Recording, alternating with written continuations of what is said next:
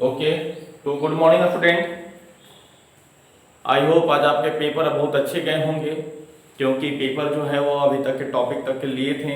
हो सकता है एक दो क्वेश्चन आपको आगे पीछे हुआ हो, बट डोंट बी पैनिक, ठीक है। तो चलिए आज हम लोग जो क्वेश्चन आपसे अगर कुछ कन्फ्यूजन रहा हो या नहीं बना हो तो उसके लिए हम लोग यहाँ पर डिस्कशन क्लास लेते हैं। ओके, तो देखिए हम लोग बात करते हैं जब सबसे पहले first of all question number 91 की 91 नंबर क्वेश्चन हमारा कहता है कि which of the following serves as stop codon. Stop codon कौन हो सकता है? तो यूएजी इज स्टॉप कोडॉन। 92 में देखिए codon causing chain termination at, तो यूएए यूएजी यूजीए ये तीन स्टॉप कोडॉन होते हैं। 93 में आइए DNA synthesis can be specifically measured by estimating the incorporation of radio level. जो वीसीएफ हवा पे हुआ था वह है थाइमिडीन का, तो रेडियो एक्टिव थाइमिडीन का यूज किए थे।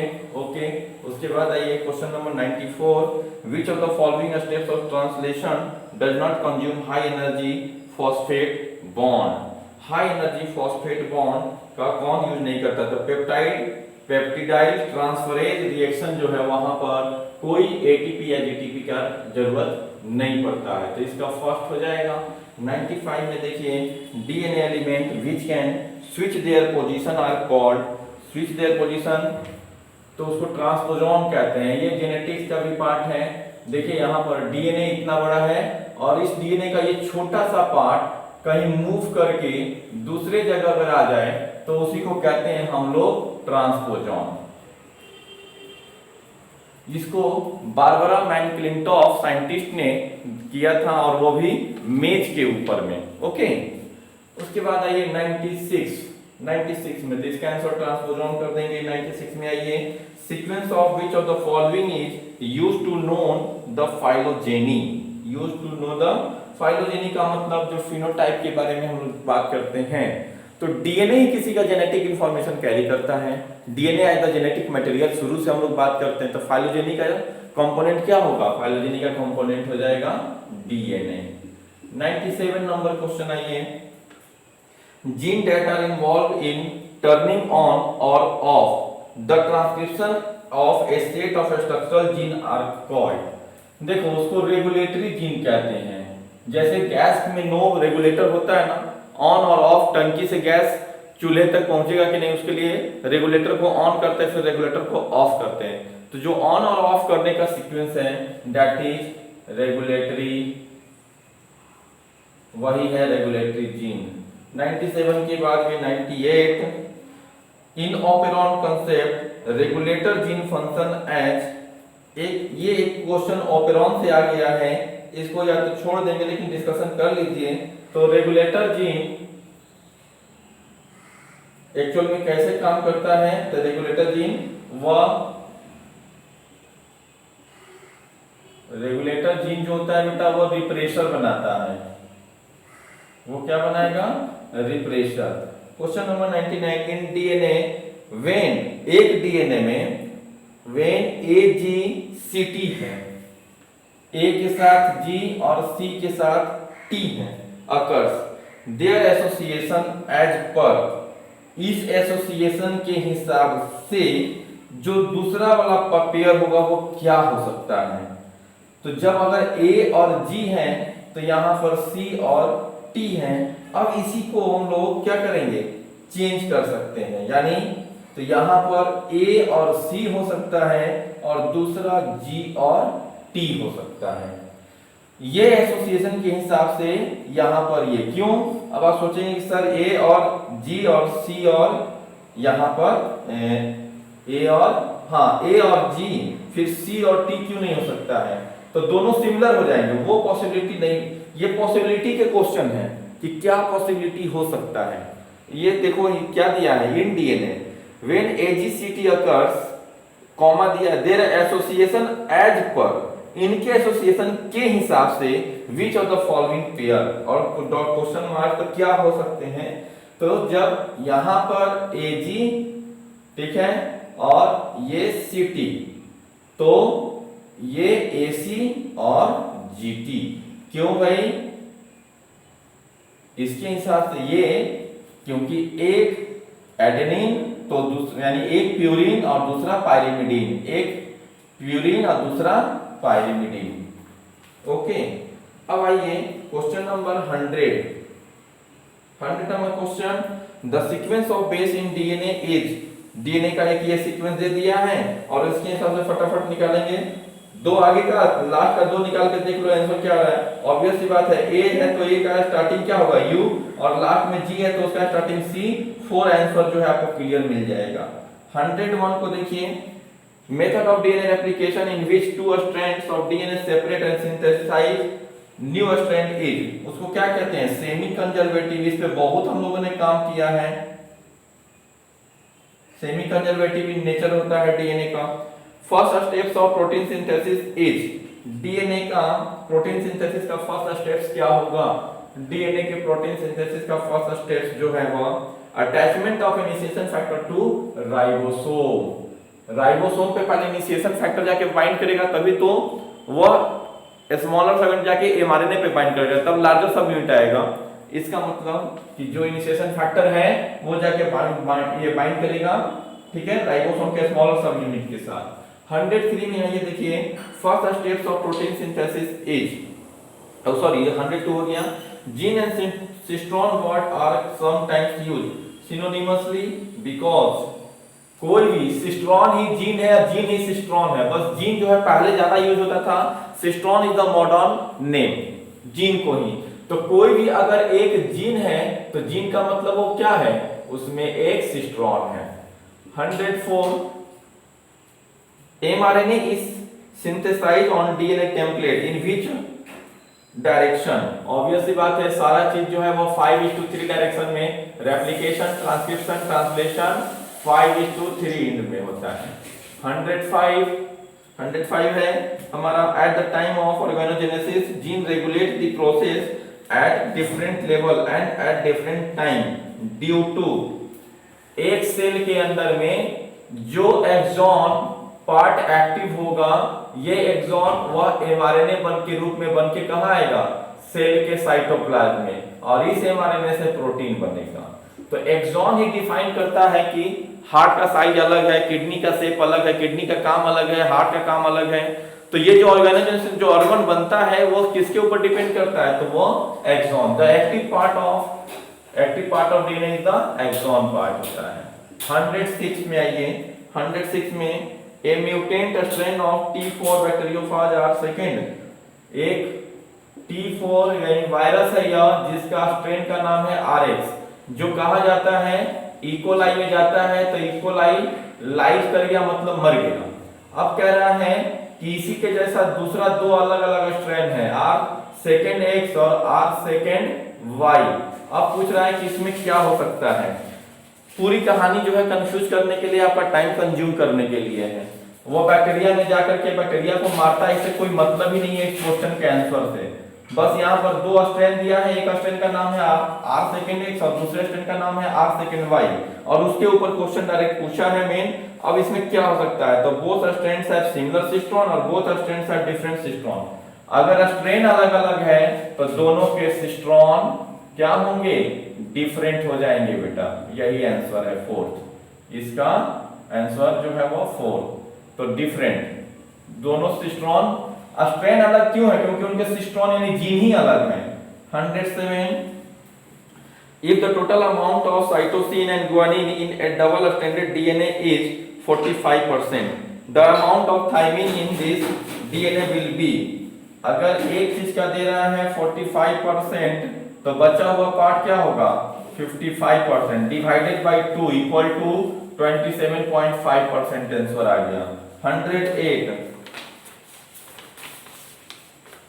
इन a DNA percentage of thymine is 20%।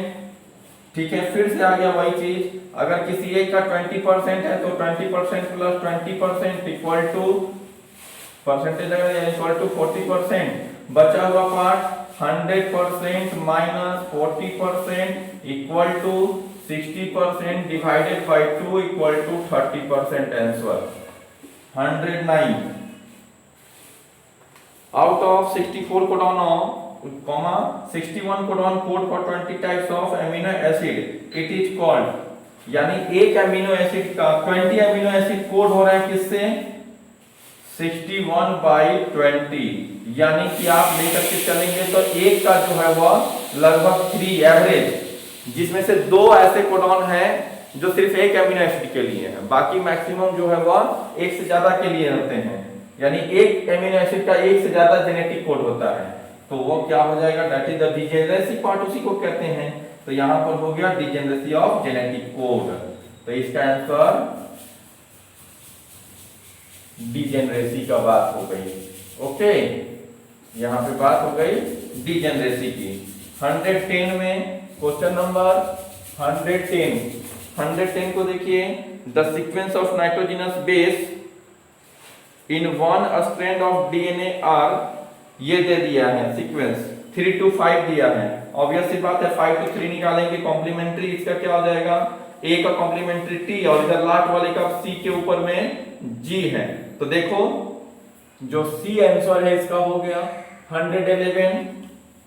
Axon part of hnRNA have code for, जो एचएनआरएनए है बेटा ये क्या बन रहा था, एक्टिव एमआरएनए, और कोई भी एमआरएनए किस चीज को कोड करता है, प्रोटीन को कोड करता है। 112 Which form of RNA has a structure resembling with clover leaf? Clover leaf का स्ट्रक्चर का मतलब इस तरह से क्लोवर लीफ होता है, और यही स्ट्रक्चर टीआरएनए का होता है।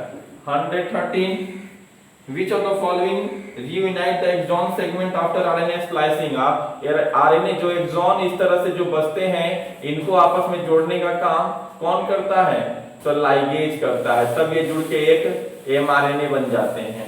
हो गया 114 the during initiation of translation in prokaryote A GTP molecule is needed in, एक जीटीपी की जरूरत कब होती है, तो जब फॉर्माइलेटेड टीआरएनए एसोसिएटेड होता है, प्रोकैरियोट पूछा है तो फॉर्माइलेटेड मेथियोनिन होगा, जब एक इनिशिएशन कोडॉन पे इस तरह से होता है तो एक जीटीपी की जरूरत पड़ती है, तो वो थर्ड हो गया।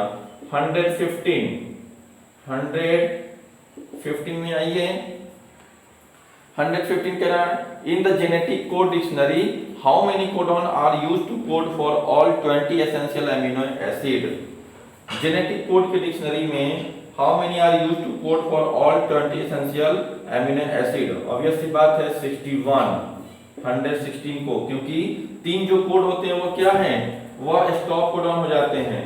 116 the telomeres of eukaryote chromosome consist of short sequence of, यानी इस तरह से जो आप एक क्रोमोसोम का स्ट्रक्चर जो है आप सेल डिवीजन में भी बनाया होगा आपने,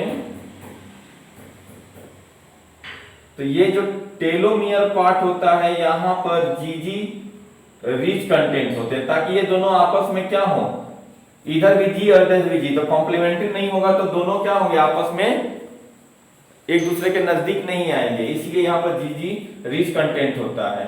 117 Which of RNA has a structure resembling with clover, oh sorry, question number 117, yes sir, refer the given mRNA segment, एक mRNA का सेगमेंट दिया है और उस पे एक दिया है कि A और B क्या हो सकता है। A का मतलब इनिशिएशन कोडॉन जो कि AUG, इनिशिएशन कोडॉन मतलब AUG या समटाइम GUG, और स्टॉप कोडॉन हो सकता है, तो stop codon UAA, UAG and UGA, यही हो सकते हैं ना भाई। अब 100 question number 118 degeneration of a genetic code is attributed to the, यानी 118 में देखिए कि degeneration of genetic code is attributed to the, तो कौन ऐसा, तो थर्ड मेंबर ऑफ कोडॉन वह डिजेनरेसी को कोड करता है, क्योंकि मैक्सिमम के क्या है 3 से ज्यादा जेनेटिक कोड होते हैं, तो थर्ड नंबर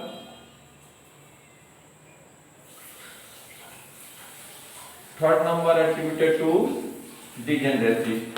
उसके बाद during transcription the DNA site at which RNA polymerase bind is called, तो ऑब्वियस सी बात है ट्रांसक्रिप्शनल यूनिट को अगर आप देखेंगे इस तरह से हमने ट्रांसक्रिप्शनल यूनिट दिया था। एक ट्रांसक्रिप्शनल यूनिट पे एक जो है टर्मिनेटर और दूसरा क्या था, ये प्रमोटर।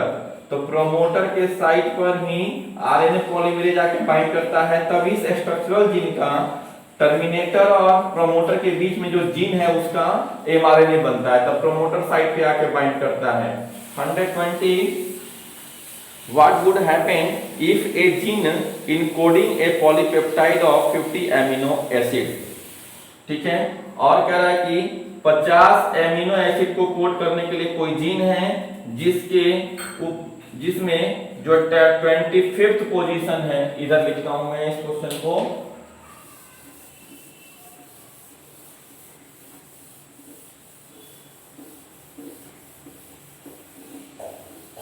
आइए देखिए क्या है। तो क्वेश्चन नंबर क्या कह रहा है हमारा, क्वेश्चन नंबर है 120।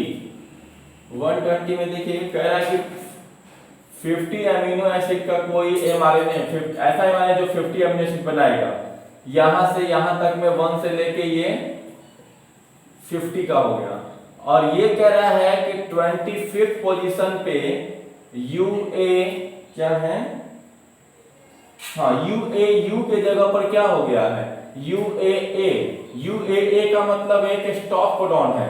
तो अगर 25 नंबर पे गड़बड़ी हुई है तो उसके पहले का 24 एमिनो एसिड क्या होगा, सही होगा, तो ये सही होगा, बाकी तो कितना बन पाएंगे, सिर्फ 24 एमिनो एसिड ही कोड हो पाएगा। तो इसका आंसर लगा दीजिएगा, polypeptide of 24 amino acid will be form, तो ए हो जाएगा, 21 का फर्स्ट हो जाएगा आंसर, 24 ही बन पाएगा। ओके, उसके बाद है क्वेश्चन नंबर 21 में 121 में क्या कह रहा है, which of the following triplet codon is correctly matched with 8 specificity for an amino acid। अच्छा, ये एमिनो एसिड के नाम, तो आप देख लो इसमें से तुरंत फटाफट निकाल सकते हो। स्टार्ट कोडॉन गलत दिया है, स्टॉप कोडॉन गलत दिया है, अब दो में कंफ्यूजन, GUG ल्यूसीन का है या UAC टायरोसिन का है, ठीक है। टायरो को आसानी से याद कर सकते हैं, टायरो स्टॉप करो हिस्ट्री ग्लूटामीन को, तो टायरो वाला में आइए, U है यानी ऊपर का फर्स्ट रो, A है मतलब थर्ड रो, और उसमें C दिया है, तो टायरो, टायरो 2 को होता है, तो UAU tyrosine and UAC tyrosine दोनों का होता है, तो UAC टायरोसिन के लिए है, निकल गया फटाफट। हमने इसीलिए बोला था कि विद इन द 30 सेकेंड आप इसका नाम निकाल सकते हैं किसी भी जेनेटिक कोड को, तो यहां पर UAC टायरोसिन आंसर हो गया। 122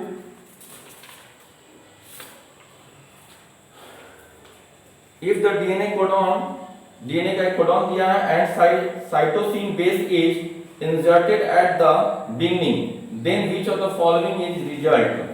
तो अगर ऐसा क्वेश्चन है हमारे पास और उसका पूछ रहा है कि ये है, तो क्या आंसर हो सकता है, आप डायरेक्ट मिला लो ना भाई, कितने से, तो ऊपर के देखो कि क्या है, ए है, तो ए का कॉम्प्लीमेंट्री से आप निकालोगे, तो ए के कॉम्प्लीमेंट्री के हिसाब से आप चल के देखो, a okay, if the DNA codon are ATG and a cytosine base is inserted to the beginning, then okay, यहां पर क्या कह रहा है, ATG है, ठीक, ये 3 का कोडॉन बनाया है। अब बिगिनिंग में C कह रहा है, तो कोडॉन क्या बन जाएगा, तो CAT GAT और फिर GAT और लास्ट का एक G रह जाएगा, ये बन जाएगा यार। तो आप देखो, तो C के आने से ये हो जाएगा CAT GAT और GAT और लास्ट का G, तो आंसर 1 हो गया यहाँ पर। 123 during transcription if the nucleotide sequence of the DNA strand that is being coded is ATACG, then the nucleotide sequence in the mRNA would be। आप देखो कि ड्यूरिंग ट्रांसक्रिप्शन के टाइम पे पूछा कि कोई न्यूक्लियोटाइड का सीक्वेंस है और बिगिनिंग कोड क्या है, ATACG है, then the nucleotide sequence in the mRNA would be. इसका क्या हो सकता है, ऑब्वियस सी बात है, A का कॉम्प्लीमेंट्री U निकाल लो, लास्ट में क्या दिया है, G दिया, उसका कॉम्प्लीमेंट्री C निकाल लो, ओके, अब बीच में जहां पर ए है उसके जगह पर यू हो जाएगा। तो आप देख लो इसका 123 का यू ए यू जी सी, तो इसका थर्ड हो जाएगा यू ए यू जी सी हो गया third. 124 after a mutation at a genetic locus the character of an organism changes due to change in after a mutation at a genetic locus the character of an organism changes due to change in। तो change होने की वजह से इसमें क्या हो सकता है, तो देखिए वो प्रोटीन के स्ट्रक्चर में चेंज होगा। किसी भी चीज जगह पे म्यूटेशन हुआ तो प्रोटीन का जो सिंथेसिस होना है उसमें चेंजेज आएगा, तो वह प्रोटीन के स्ट्रक्चर में चेंज लाएगा।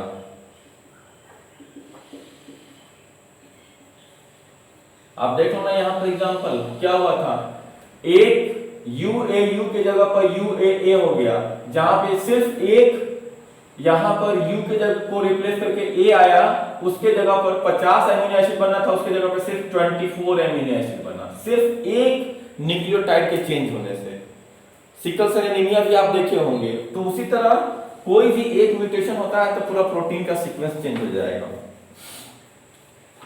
Question number 125 during replication of A bacterial chromosome DNA synthesis start from A replication origin site and. तो एक रेप्लिकेशन ऑफ बैक्टीरियल क्रोमोसोम जब डीएनए सिंथेसिस स्टार्ट करता है ए रेप्लिकेशन ओरिजिन साइट एंड, तो वो जो है वो किधर से किधर की ओर का साइट क्या है, RNA primer are involve is facilitated by telomerase move in one direction of the site or move in bidirectional way। अब देखो ये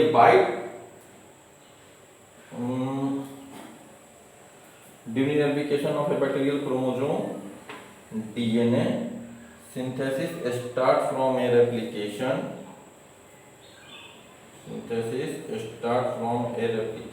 origin synthesis start from a yes during replication of a bacterial chromosome DNA synthesis start from a replication origin site and okay replication start origin site। और वहां पे क्या है, तो पहले कहीं पर भी चाहे बैक्टीरियल क्रोमोसोम हो या यूकैरियोटिक क्रोमोसोम, आरएनए प्राइमर पहले बनता है, तो आरएनए प्राइमर्स आर इन्वॉल्व, तो यहां पर कहीं पर भी आरएनए प्राइमर बनता है चाहे बैक्टीरियल हो या यूकैरियोटिक हो। The following ratio is generally constant for a given species. कौन सा एक स्पीशीज के लिए कांस्टेंट होता है, ये आपको क्या आ गया, ये आ गया आपका वो साइंटिस्ट हैं जिनके ऊपर रूल दिए थे, इरविन चरगॉफ रूल, जो आपको मैंने बताया था। तो 126 को आप देखिए, 126 में आपका ये GC और AT का कंटेंट जितना G प्लस C होगा उतना A प्लस T का इक्वल टू, जो वेरी करता है स्पीशीज टू स्पीशीज, तो वो एक स्पीशीज के लिए कांस्टेंट है। और A plus G oblique C plus T equal to 1, ये हम क्या बताए थे, ये सभी स्पीशीज के लिए, ये पार्टिकुलर स्पीशीज के लिए। ओके, तो आंसर ये कर लेंगे 126। अब आइए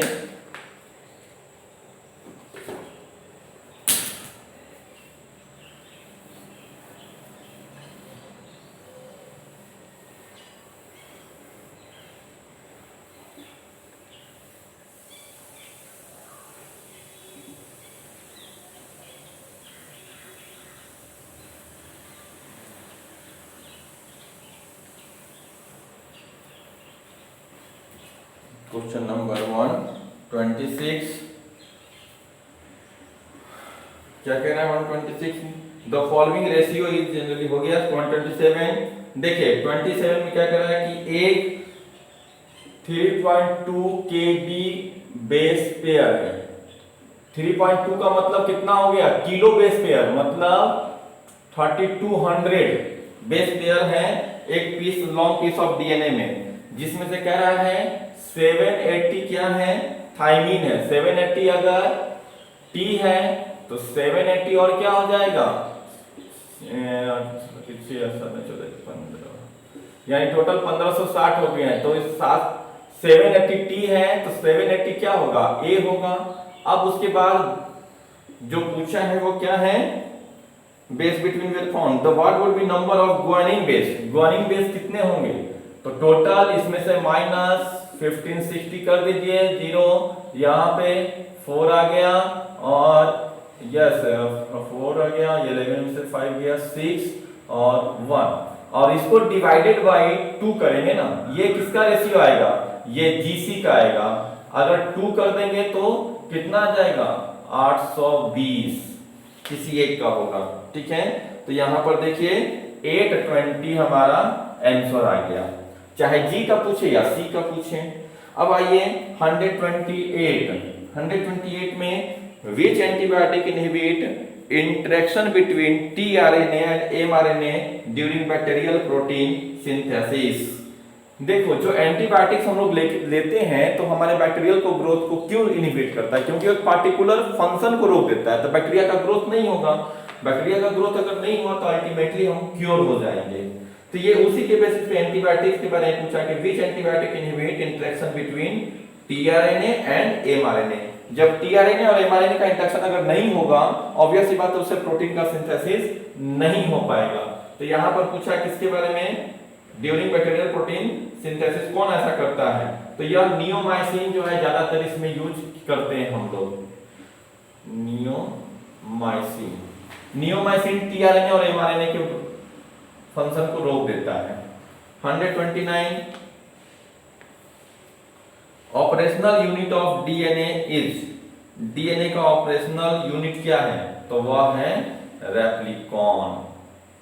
द फंक्शनल यूनिट या operational unit of DNA is replicon. जो रेप्लिका प्लेट जो था हमारा टेम्पलेट जिसे हम लोग कह रहे थे। 130 if the sequence of one strand of DNA is 5 to 3 में दे दिया, find the sequence complementary strand in 5 to 3 direction, ये आपको आ सकता है आराम से। The nucleus enzyme which begins its attack from free end of polynucleotide is, थोड़ा सा मेरा ये पे कुछ ब्लर हो गया है जिससे ये क्वेश्चन एक्चुअली पता नहीं चल पा रहा है हमारा क्वेश्चन। द न्यूक्लियस एंजाइम से पूछा है which begin से या बियर से कुछ ऐसे, इस attack free in nucleus enzyme from free end of polypeptide is, तो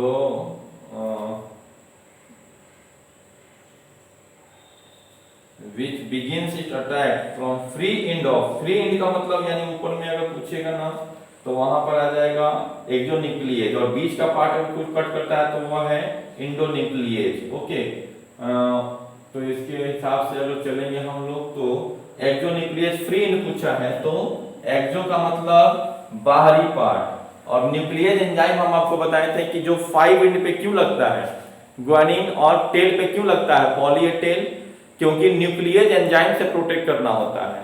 और न्यूक्लियेज एंजाइम दो तरह के देख लीजिए,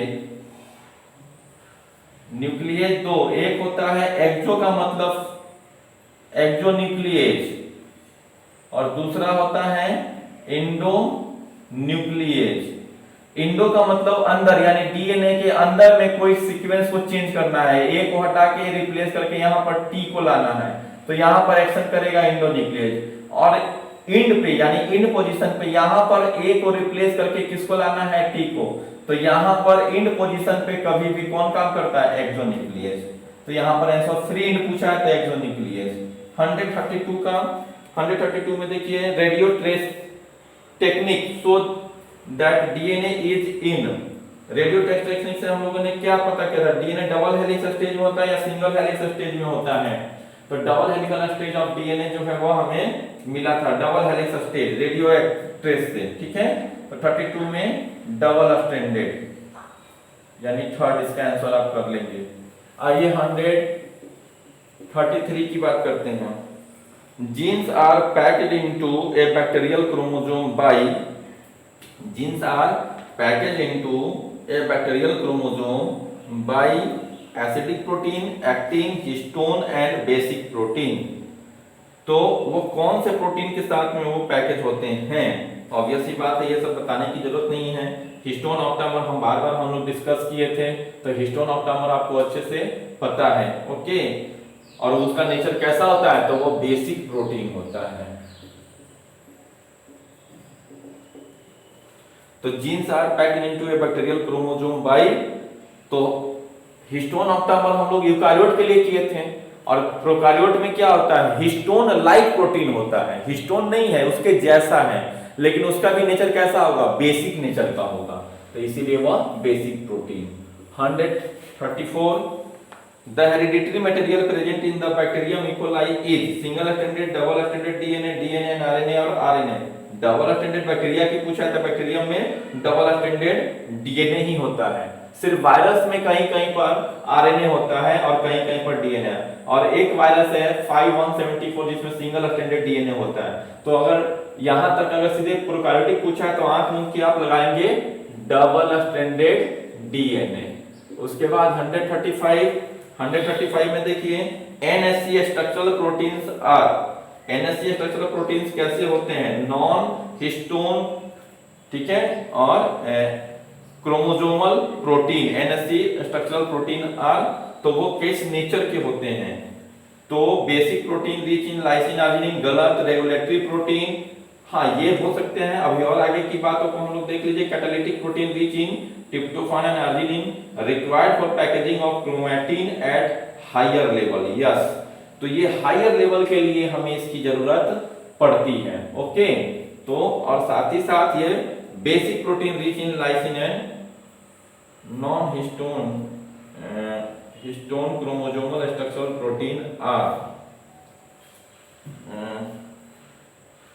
NSC required for packaging of chromatin at higher level. इसका आंसर 4 करेंगे। 136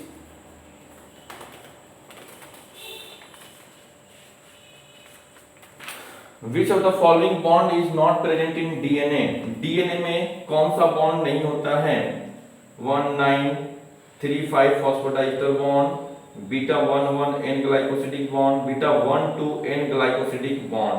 तो आप देखो कि 136 में आप देखो गौर से 35 phosphodiester bond, which of the following bond is not present in DNA? Beta 19 N glycosidic bond होता है, और 35 फॉस्फोडाइस्टर बॉन्ड भी होगा। फॉस्फोडाइस्टर बॉन्ड एक तरफ 3 और दूसरी तरफ 5 पोजीशन से, यस। उसके बाद beta 11 N glycosidic bond, 11 N glycosidic bond, हाँ वो होता है जो पाइरिमिडीन के लिए है। और फिर बीटा 12 N ग्लाइकोसिडिक, हाँ 12 ग्लाइकोसिडिक बॉन्ड नहीं होता है। तो 136 का आंसर जो है वो आप 4 कर लीजिए, ठीक है, 136 का 4। How many types of DNA polymerase are present in bacteria? DNA polymerase bacteria में जो है वो कितने टाइप्स के होते हैं? बैक्टीरियल डीएनए पॉलीमरेज 5, 3, 2 और 1। बैक्टीरिया में डीएनए पॉलीमरेज 1, डीएनए पॉलीमरेज 2 और DNA polymerase 3। How many types of DNA polymerase are present in bacteria? Types of DNA polymerase are present in bacteria 5, 3, 2 और 1। बैक्टीरिया में 3 टाइप्स के होते हैं। ओके, तो 137 का 2। उसके बाद 138 आइए, 138 synthesis of leading and lagging strand require. Leading और लैगिंग स्ट्रैंड के लिए single and many primer respectively, पहले कौन सा लीडिंग है, लीडिंग में सिंगल और लैगिंग में मेनी प्राइमर्स की जरूरत पड़ेगी, ठीक है, क्योंकि वह लैगिंग स्ट्रैंड है तो बार बार वो डिसकंटिन्यू है, तो बार बार उसे कंटिन्यू करने के लिए आरएनए प्राइमर की जरूरत पड़ती रहती है। तो synthesis of leading and lagging strand require single and many, leading and lagging strands require single and many primer respectively। Okay, तो ये 138 का 2 कर लीजिए, 138 का 2। फिर आइए 139 for the strand separation and stabilization during DNA replication, which of the following set of enzyme and protein are required for the strand separation and stabilization of during DNA replication? तो उसके लिए SSB प्रोटीन की जरूरत पड़ती है जब DNA gyrase या DNA topoisomerase eukaryote के लिए और हेलिकेज उसके लिए। तो यहाँ पर ये नहीं पूछा है यूकारियोटिक का कि प्रोकारियोटिक का। और the strand separation and stabilising during DNA replication, which of the following set of enzyme and proteins are required? Topoisomerase, SSB, gyrase और प्राइमेज नहीं। टोपोआइसोमेरेज, हेलिकेज और लाइगेज की जरूरत नहीं होगी। गायरेज, लाइगेज और लीकेज, टोपोआइसोमेरेज, हेलिकेज और SS single stranded binding protein. 139 का आप ओके 139 में आप ये topoisomerase separation, strand separation and stabilizing during DNA replication, which of the following set of enzyme and proteins are required? तो इसमें आप अगर देखिए डीएनए गायरेज, प्राइमेज और एसएसबी का यूज नहीं कर सकते हैं। आप अगर एक्चुअल लेके चलेंगे तो डीएनए टोपोआइसोमेरेज, हेलिकेज और एसएसबीपी यूकारियोट के लिए। थोड़ा क्वेश्चन जो है वो क्लियर नहीं किया है यूकारियोट की प्रोकारियोट। तो अगर आप इसको ऐसे कर लीजिए कि यूकारियोट को लेकर के चलेंगे तो यहां पर इसका आंसर 4 हो जाएगा। ओके, उसके बाद आइए in eukaryote the RNA polymerase that synthesizes tRNA in RNA polymerase और and is also responsible for formation of किसके फॉर्मेशन के लिए? तो यहां पर जो है वह in eukaryote the RNA polymerase that synthesize tRNA is RNA polymerase. कौन सा आरएनए? टीआरएनए के लिए किसकी जरूरत पड़ेगी? तो आरएनए पॉलीमरेज सेकंड जो 5.8 ऑफ सेकंड को करता है। पोल 1, पोल 2 एंड आरएनए पॉलीमरेज पोल 3, 3 थे। पोल 2 से क्या हो रहा था? हाँ, पोल 2 से तो मेन आपको ये बनता है mRNA और इसका आंसर जो है वो पोल 3 होना चाहिए था। पोल 3 एंड 5s, यस इसका आंसर 3 यानी आंसर जो होगा इसका 140 का 3 होना चाहिए। ओके, 140 का 3 हो गया। अब इसके बाद का क्वेश्चन जो है वो 141, what is correct for bacterial transcription? Bacterial transcription के लिए करेक्ट क्या है?